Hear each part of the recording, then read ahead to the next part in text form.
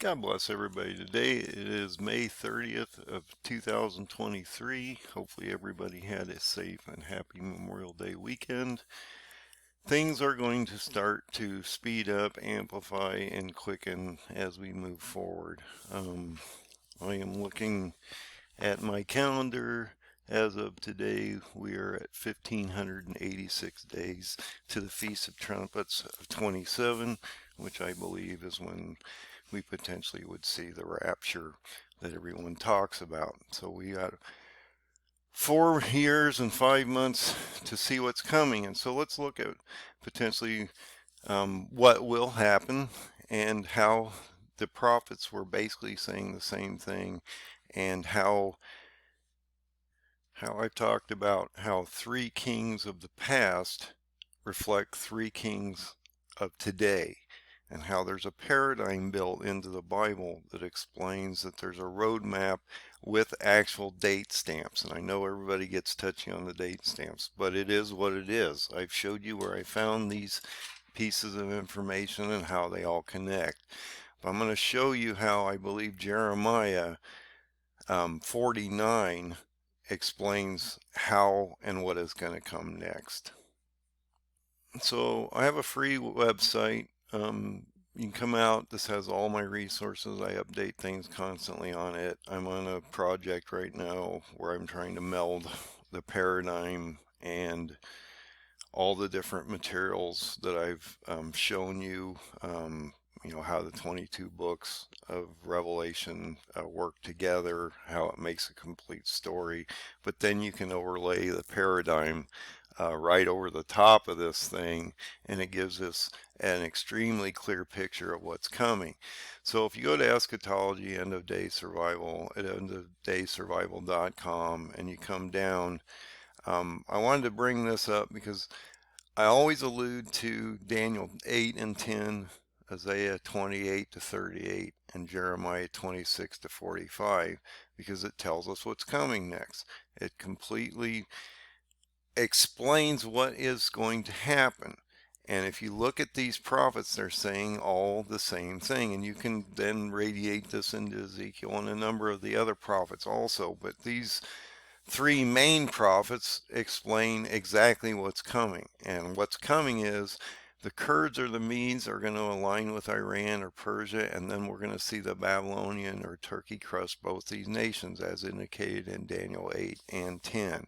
I've explained this many times, how Daniel has a dream, especially in 10, explains about the timeline that we're in right now, and how I believed on January 3rd of this year we started to see this ramping up. I've done many videos about this, how Egypt and Turkey will align with Iran or Israel to destroy the Syrian Iran, but this will backfire, and once Iran falls, Turkey will attack Egypt and Israel, as the prophets told us, and I believe that will happen by the end of this year.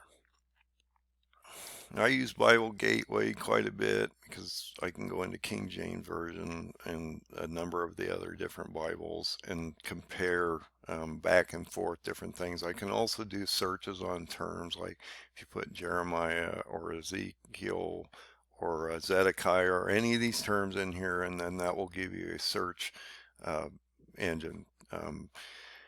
It also narrows things down so you can put them more into perspective. And so I use these tools quite a bit. But in Jeremiah 49, now I was talking about how I was looking at Jeremiah 26 to 45 because he explains the prophecy and what's coming up next. But in 49, he talks about something extremely important as you walk down this page, and you get into 34. He talks about the prophecy against Elam. I've been talking about Elam for a while, because if you go into Daniel 8 and you look at that prophecy, it clearly says that once the Medes or the Kurds align with Iran around the prophecy of Elam, which is next to the river Ulai, which is in Iran. I've shown you those maps, how that explains everything. It shows you the providence. So I just wanted to show this map real quick. This is the providence Elam. This is Shush. This is where this is going to happen. The river Ulai runs down through here, Daniel 8 clearly states that we should watch this area. And then once Turkey drives the Kurds down, they'll pool down into this area.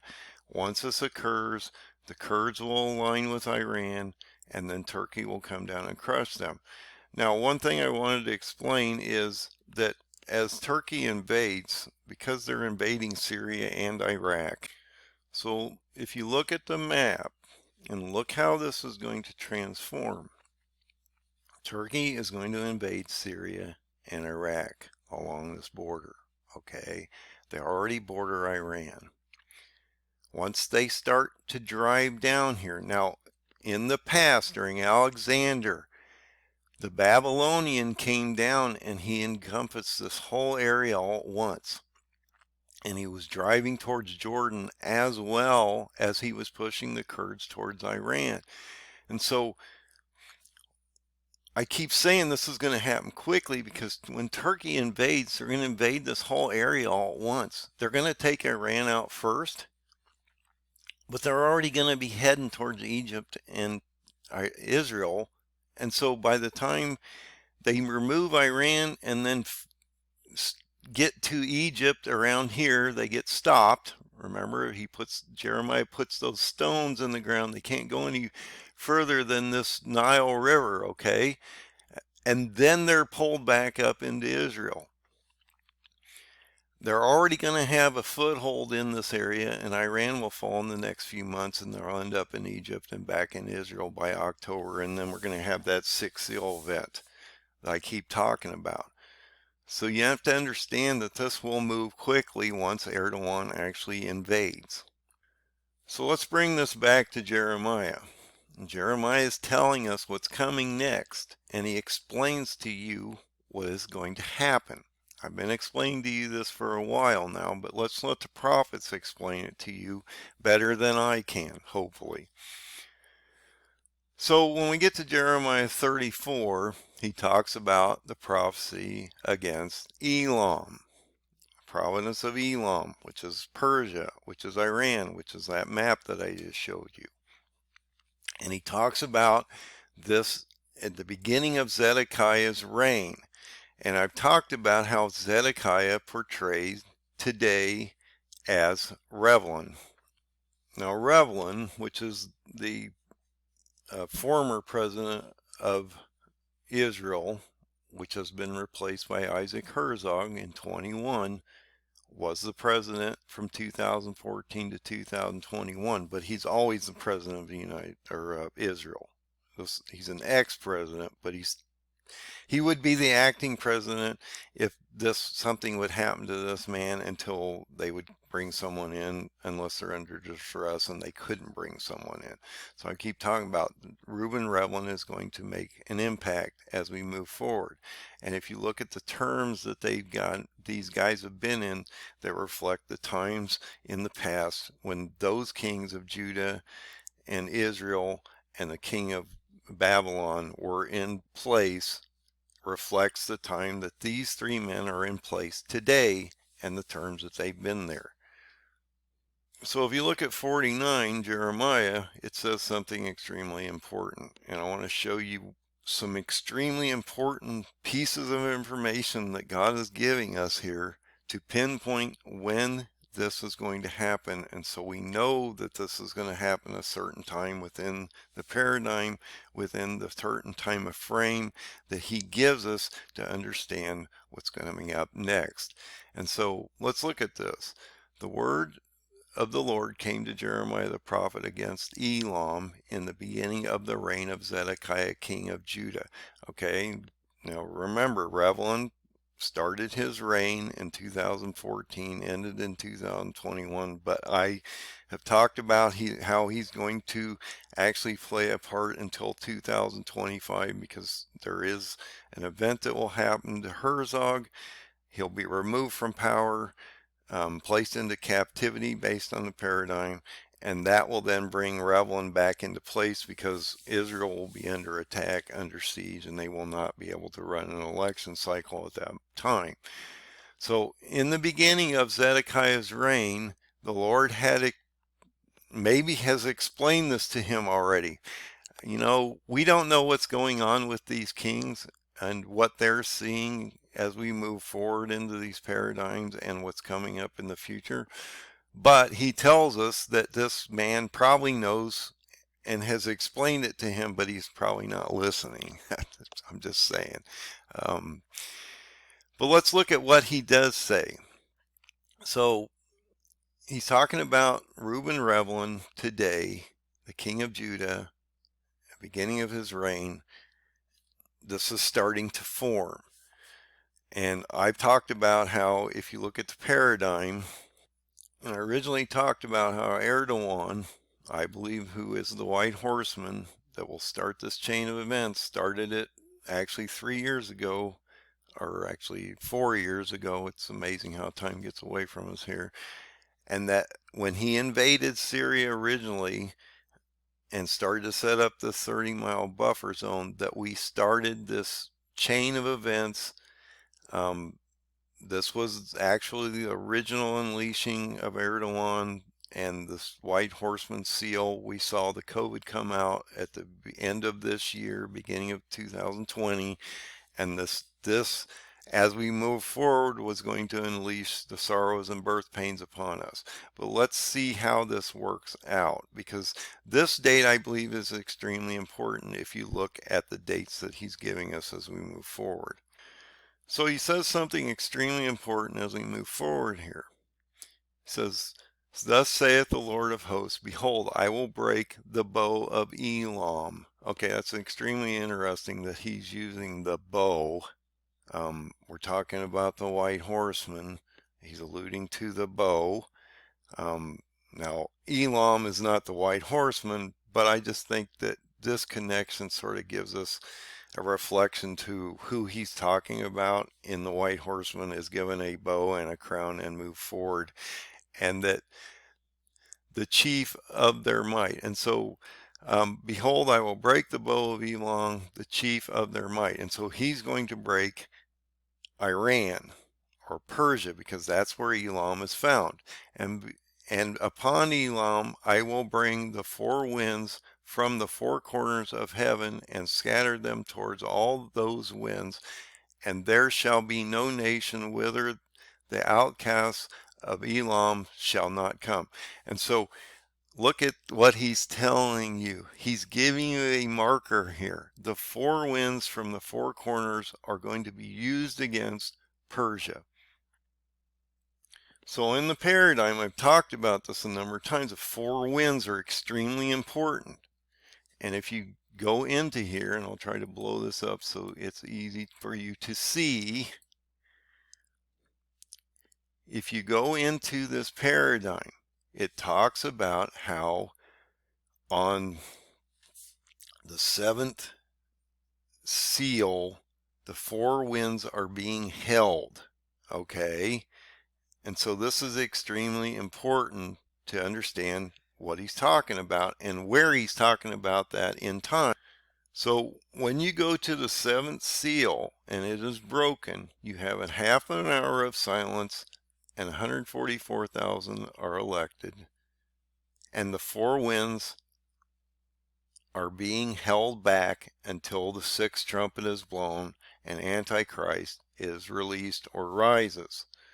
Okay, but he's telling us that he is using the four winds prior to this, and then he's going to stop the four winds, and then he's going to then reignite the four winds or initiate them again during the sixth trumpet. And so there's these four winds are acting as a lever against these times. I don't know how to explain it. So he's using the four winds as a specific, not only to explain to us what's happening, it also gives us demarcation that we know when the four winds are held and we know then when they're released.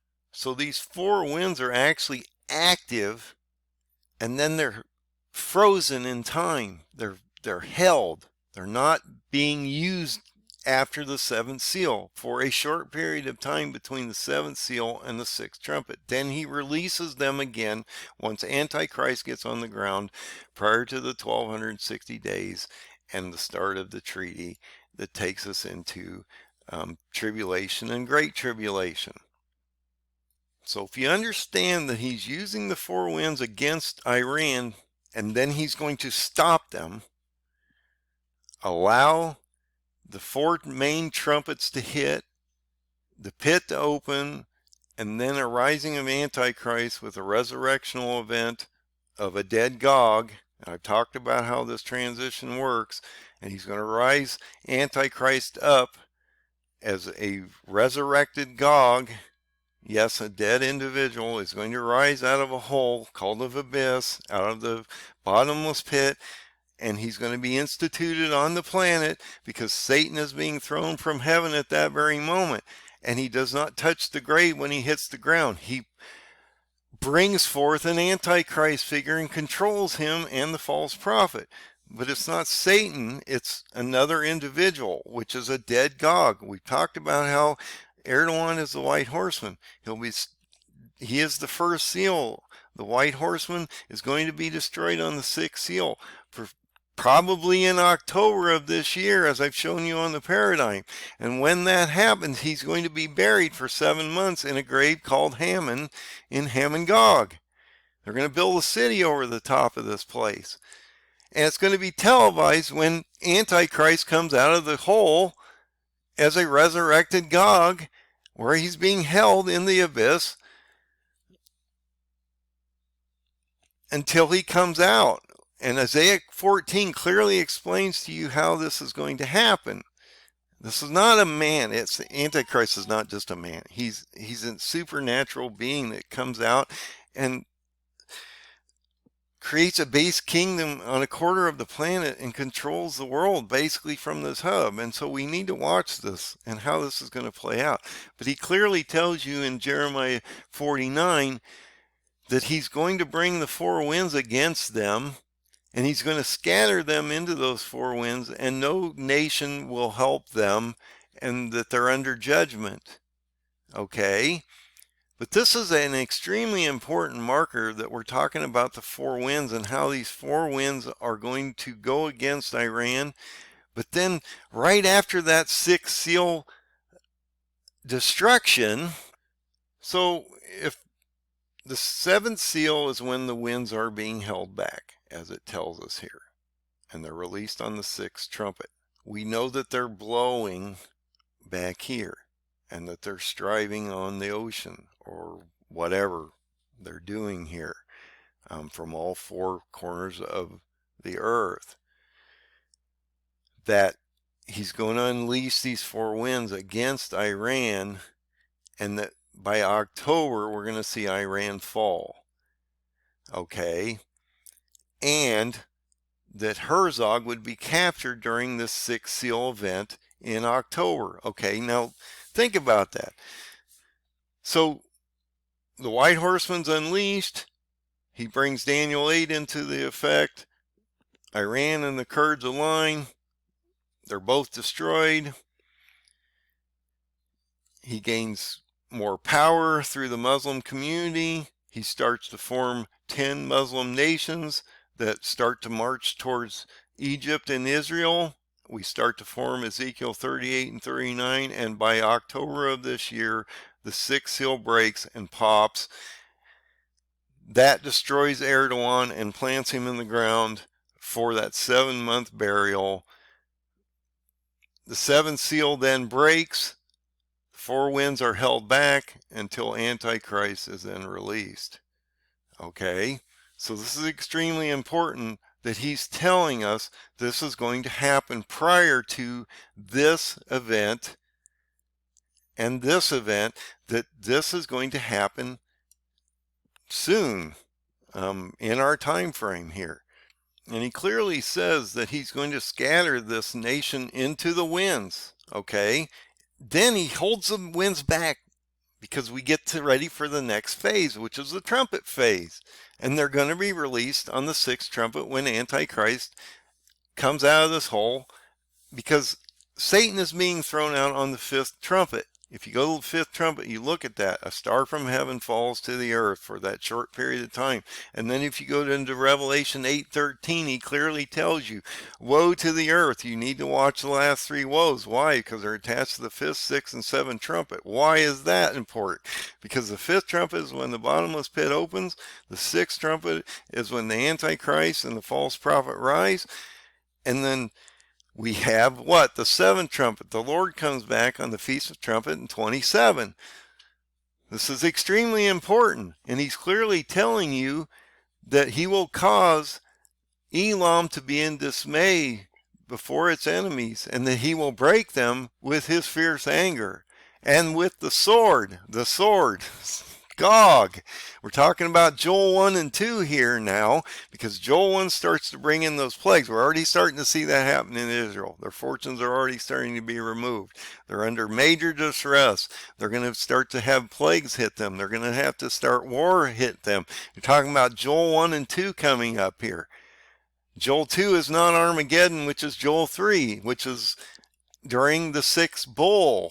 Okay, Joel 3's the sixth bull phase at Armageddon at the end. It has nothing to do with Joel 1 and 2. Joel 1 talks about the plagues that are going to take them over first. He always does this the same way. He hits them with plagues, famine, and disease first. Then he hits them by the sword, and then there's a remnant removed, and that remnant is removed to Edom. Okay, and if you go right after this chapter and you start to walk into the next chapters of 50 beyond, what do we start to see? All the judgments that are coming upon all these different nations. Okay, and so he's explaining to you, as you move into 50, if you break all those chapter towns, what's going to happen to all these areas during this event that's coming up. But it's extremely important that he's giving you a demarcation zone right here. He's telling you that you need to watch the four winds and that they're extremely important. That he's going to scatter this nation of Iran first. And once it's destroyed, he's going to bring them into captivity, as it indicates in the last day. So Elam is a major focal point. And if you go to Daniel 8, it talks clearly about this. So let's look at Daniel 8 real quick. This radiates into Daniel 10. And if you look at Daniel 9, what is he talking about in Daniel 9? He's talking about the warnings to Israel about what's coming and how Gog's going to affect them. And how the plagues are going to affect them. And how they need to come back to Jesus and repent and do what's right. And the Jews that do figure it out are the third that are removed to the hidden place, because only a third of them survive out of this terrible judgment that's coming upon them. And look at Daniel 8. He clearly talking about the same thing. He talks about this king of Belshazzar and how Daniel has this vision at Shush, Iran. He's standing in the Shush, the same place he's buried right now. And he's in the province of Elam, around the Ulai River, and how this ram and goat are going to have this war, and how the ram is going to be destroyed by the goat as Turkey comes down, the king of the north. I talked about that warning a year or so ago when they blew the shofar, and I told you that they would send God would send the king of the north against these people. I talked about this very specifically in 21, actually. We started to see that sabbatical year. Now in September 19 and 20 of 2020, we had the Feast of Trumpets of Rosh Hashanah. And what did we see? I warned people about this. I made 3 videos about it at the very moment, how the rabbis were complaining that this was not supposed to happen. They were just taking the shofars out on the street and just blowing them on the street, on the houses, on everything. And this is a very sacred thing that God, you can't move these shofars over the threshold of their properties, or they have to do specific things to blow them within certain areas. They're not just, it's just not a nilly-willy blow the shofar all over the place and oh my goodness. He clearly tells you that's not, you should not be doing that. Okay? And that when you blow the shofar on the Sabbath in the manner that you have, that he's going to unleash the king of the north against you. Okay, well, that was in 2020. Look at what's happened since then. We're in the middle of 23 here, and look at where you are now. This is going to break out extremely quickly here, and we are going to watch a war. Erdogan is going to invade fairly soon here. I don't want to make this video too long because I'm trying to shorten these videos up so the people will actually watch them and get the content that I'm trying to show you. But if you go down into 34, he's clearly telling you, I alluded to Daniel 8 and 10, Isaiah 28 to 38, chapters 28 to 38, and Jeremiah's chapter 26 to 45. They all tell you that the same story and that this is going to happen. They're even giving you demarcations or points to connect by using these four winds so that you understand. If you go into Revelation, you know when they're being released and when they're being held. Okay, they're being held on the seventh seal, they're being released on the sixth trumpet. Okay, they're being held on the seventh seal, but they're active prior to that. And so between the first seal and the sixth seal, we're going to see them extremely active. Then he holds them back until the sixth trumpet. Then he releases them again during Antichrist's time, and we see another massive disturbance. But during that trumpet phase between the seventh seal and the seventh seal and the sixth trumpet, we see a quiet zone. And what is he doing? He's devastating the planet, a third of the planet with trumpets, called the communist areas. Then he opens a pit and he has Antichrist rise, and then we see the winds released again.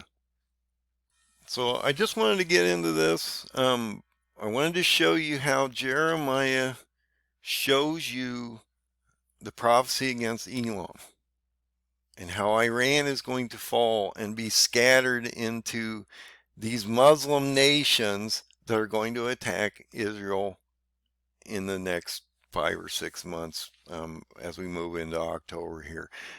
Now, if you look at that map, and this is something I've been going over in my head quite a bit, once Turkey invades Syria and Iraq on this border, they are going to do a shock and awe on this area here. And they're going to drive down this way and down this way. And that makes sense, because if you go back in that one video that I showed about Alexander and how this happens, they're forcing the Kurds down from these areas down to the Baghdad Shush area.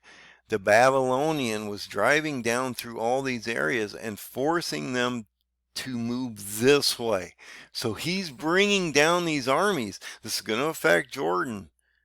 They're going to have to go through parts of Israel to get to Egypt before they come back here. And so Israel's going to be under massive duress here in the next few months, as we're being attacked by Hezbollah, Hamas, all these different areas that are being effectively attacking them from, Lebanon, the West Bank, Golan Heights.